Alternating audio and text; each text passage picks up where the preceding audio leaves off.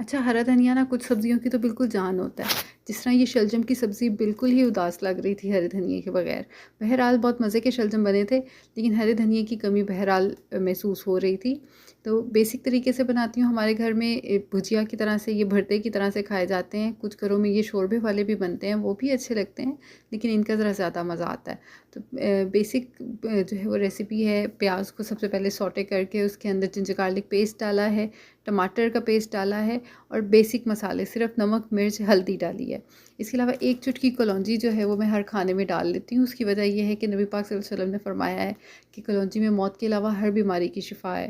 तो यही सोचकर एक चुटकी कलौंजी मेरी कोशिश होती है कि हर चावल हो चाहे या सालन हो तो उसमें ज़रूर डाल ली जाए। इसके बाद इसमें शलजम डाले हैं और शलजम को बस मसाले को बहुत ज़्यादा हमें भूनने की ज़रूरत नहीं है।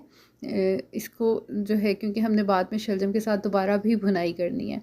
इसको प्रेशर लगा दिया था 5 मिनट का, और जब प्रेशर खोला तो उसके बाद आप चाहें तो इस तरह से इसको चम्मच के साथ भी मैश कर सकते हैं। अगर चाहें आप तो इसको फ़ोर्क के साथ ही इतने नरम हो जाते हैं, बहुत ईज़िली मैश हो जाते हैं, या पोटैटो मैशर के साथ भी आप इनको मैश कर सकते हैं। तो बस इनको मैश करके बहुत ज़्यादा भी बिल्कुल आपने पतला नहीं कर देना, थोड़ा सा मोटा-मोटा सा भी कोई दाना अच्छा लगता है। इसके बाद जो है वो ज़ीरा है पिसा हुआ, धनिया पिसा हुआ और कुटी हुई लाल मिर्च, वो डाल के इसको भूना है। जब उसने तेल छोड़ना शुरू कर दिया तो थोड़ा सा गरम मसाला डाला है, हरी मिर्चें डाली हैं और बहुत मज़े की शलजम की भरता तैयार है।